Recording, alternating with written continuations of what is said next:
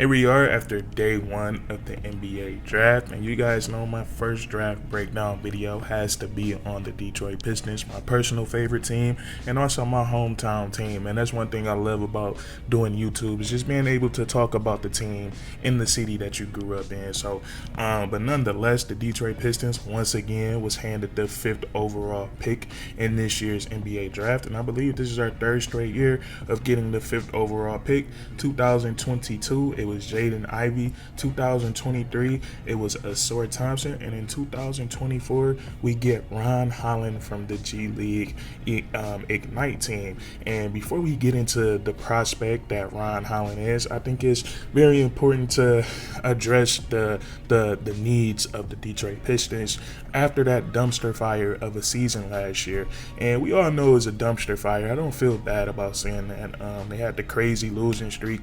They only won 14 games of the season. It was just very hard as a fan to watch the Detroit Pistons last season. But as I watched the Pistons last year, and with all of their struggles, I think the most evident problem in terms of the talent on the team, aside from like coaching, but from like the talent on the team, I think the hardest thing for the Pistons, for them to overcome this season, and I think it's the biggest thing that they need to tackle in the offseason, I think it's the spacing on this team, and that's the spacing that you need for your best player, which is Cade Cunningham. But if you watch the Pistons last year, they didn't have too much three-point shooting, no three-point shooting at all. Jaden Ivey wasn't a knockdown three-point shooter last year.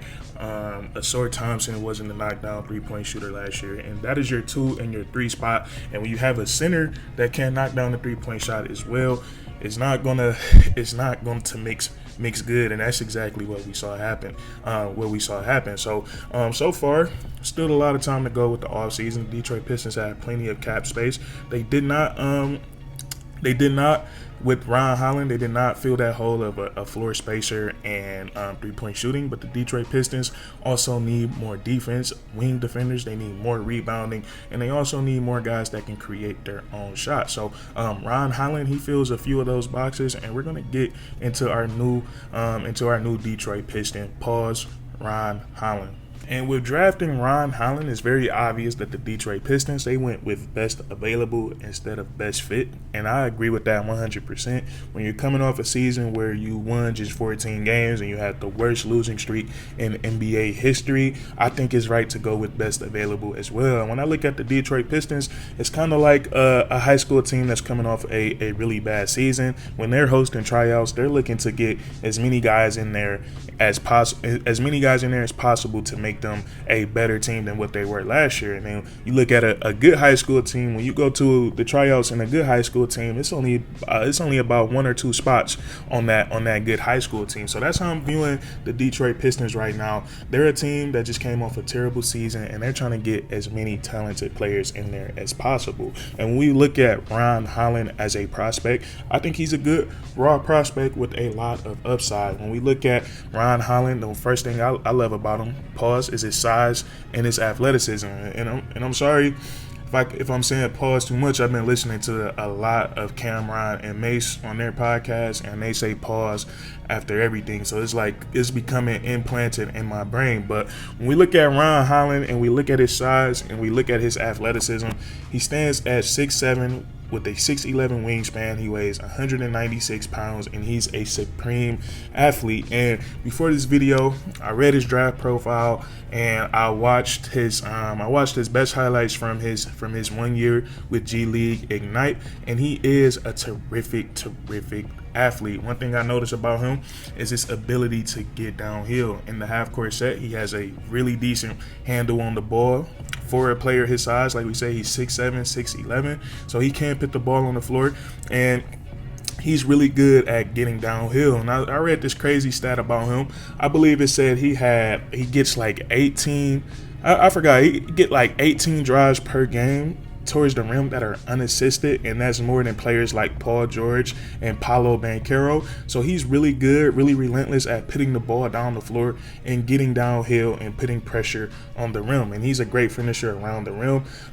He does finishes around the rim like a small guard, like Derrick Rose, like Ja Morant. There's a lot of up and unders, a lot of double clutching layups, can finish with both hands. He's great in transition. That's another thing I saw when watching Ron Holland, watching his highlights, watching him in transition, whether he's getting a rebound, getting a steal, he's usually the first player down the court, and he gets a lot of easy buckets in that manner. So looking at Ron Holland offensively, like we said, right now coming into the NBA, he's just a supreme athlete with soft touch around the rim. He has the floater to his game as well, and then he can rebound the basketball and he can ignite the fast break. So it's kind of like the same thing.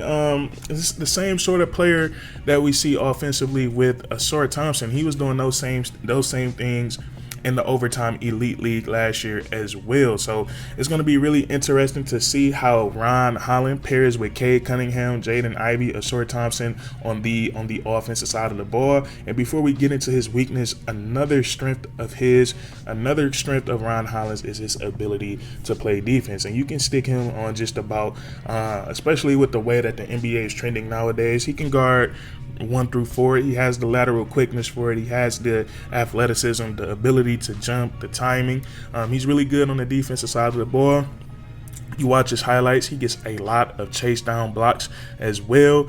He gets a lot of, another thing I saw him do, he gets a bunch of steals in the passing lane. So he's an off-ball defender that stays engaged even when he's not guarding the player with the basketball in his hands. And he gets a lot of steals that leads to transition buckets. So just off right now, just at 18 years of age, that is so young, still much more of his basketball skills to be developed. But right now, he's just a really good raw talent. So just to go over some of the things that he excels at, like we said, something you can't teach. He has supreme size, supreme athleticism, and even with that supreme size and athleticism, his finishing around the rim, it still has some finesse, it still has some skill to it. It's just not him abusing his athletic abilities, but he has some real finishing skills.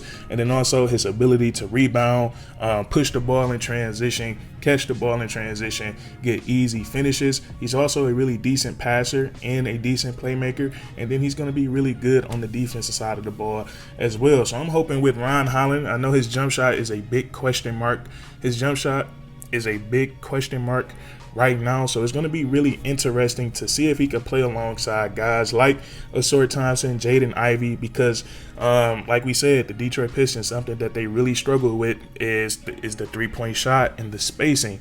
And right now, Jaden Ivey, Ausar Thompson, these are lottery picks as well, 5th overall picks. So you assume that they're a part of the plan for the Detroit Pistons right now. But I also want to go back to what I said earlier, is it's like with the Detroit Pistons right now, it's kind of like that high school basketball team that's been bad for a long time, and they're just looking for anything to turn things around. So if Ron Holland, if he can come in and be more effective than those two guys, Jaden Ivey and Ausar Thompson, I think that could be a thing where he doesn't have to play alongside those guys, but he's going to be playing over those guys. And I don't want to jump the gun right now because, like I said, he's just 18 years of age. This could be a project player. Who knows? But it's going to be very, very interesting to see how he integrates with the Detroit Pistons. And to be honest, I'm not too mad about the pick. I think it's just one of those things that you're just gonna have to wait and see. You have to wait and see in the summer league and wait until the NBA season start, because I've learned not to jump the gun with the Detroit Pistons.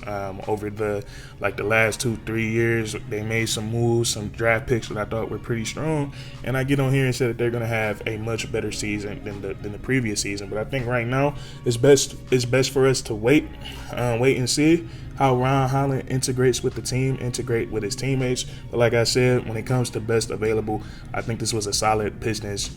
A solid pick for the Detroit Pistons, because the upside is definitely there. So now, looking at the Detroit Pistons, their young core as far as draft picks and lottery picks over the last couple of years, they have Cade Cunningham, They have Jaden Ivey, they have Asor Thompson, and they have Jalen Duren, and we also still have Isaiah Stewart. So naming those guys right there, the only one who really is a consistent three-point shooter is Cade Cunningham. So I'm really intrigued to see what the Detroit Pistons are going to do with this cap space, see if they can bring in some veteran three-point shooters, consistent three-point shooters. It's a shame that Bogdanovich didn't play as much as we wanted to when he was with the Detroit Pistons. I think he could have definitely made a big difference if he was out there on the court consistently.